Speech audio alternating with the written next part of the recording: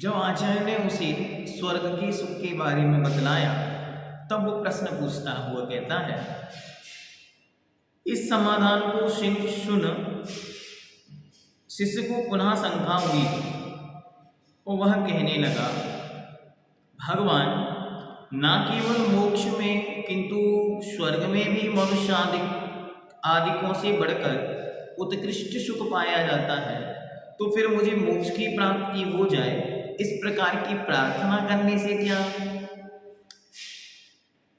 ऐसा आग्रह करने वाले शिष्य को संसार संबंधी सुख दुख कल्पना मात्र है, यह बतलाने के लिए आचार्य कहते। शिष्य बड़े अच्छे प्रश्न पूछ रहा है, तो आचार्य से प्रश्न पूछता है कि हे आचार्य, आपने हमें स्वर्गों का सुख बतलाया और वह उपमातीत अनुपमेय सुख है, तो हे भगवान, जब यही स्वर्ग में इतना सुख है तो फिर मोक्ष जाने की आवश्यकता क्या? आचार्य बतलाते हैं कि ये संसार का सुख तो भ्रम है, कल्पना है, इंद्रिय जन्य है, और वहां जो सुख है वो अनंत है। आइए देखते हैं श्लोक नंबर 6। वासना मात्रमेवैतत् सुखं दुःखं च देहिनां तथा युद्वेजयन्ते ते भोगा रोगा इवापदे।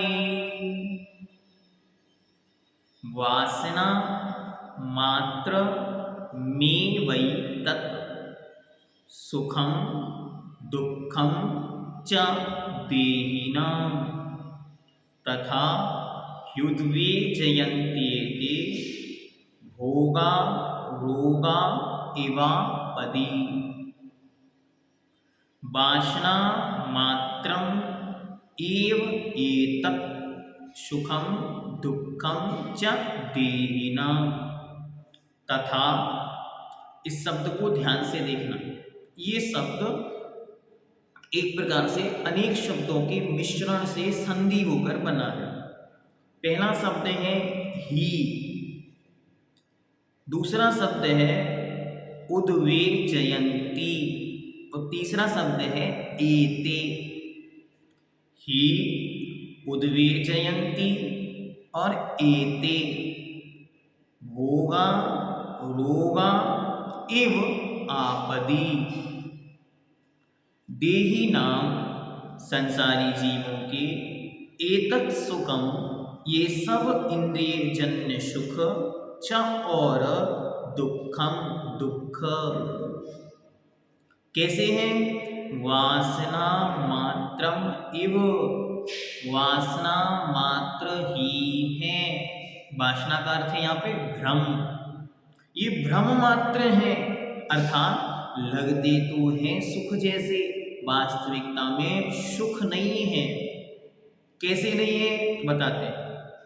तथा ही, इसीलिए एते भोगा, ये इंद्रियों के द्वारा उत्पन्न किए गए भोग, आपदि, आपत्ति के समय में, रोगा एव, रोगों की तरह, उद्वेजयन्ति, व्याकुल करते हैं।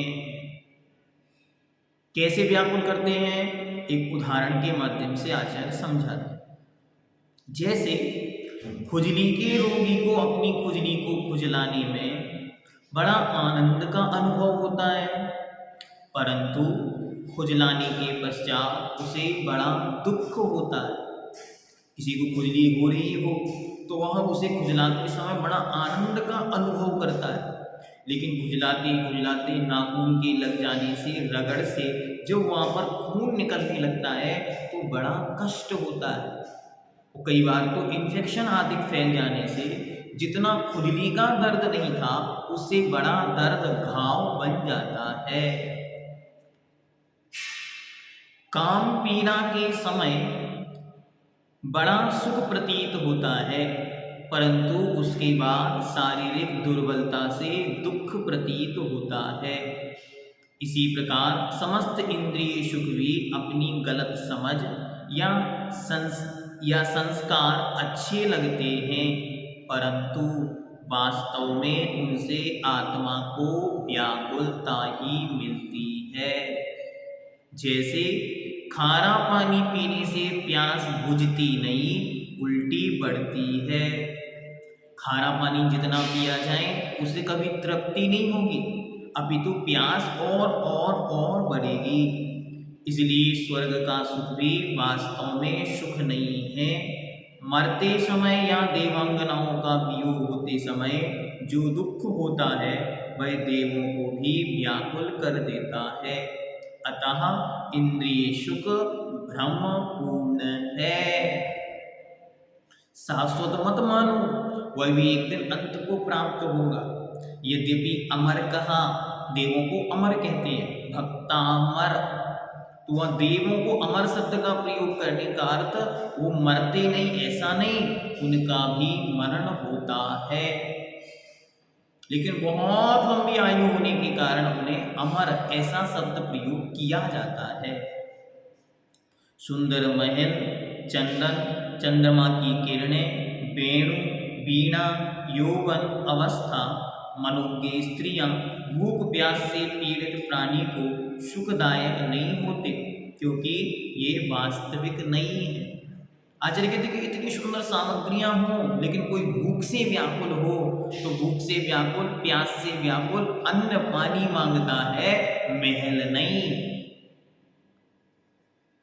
इससे जाना जाता है कि ये इंद्रिय अर्थात इंद्रिय जनक सुख अनुकूल स्वभाव वाले आत्मीय सुख से विपरीत होने से दुख रूप है, वास्तविक सुख नहीं है।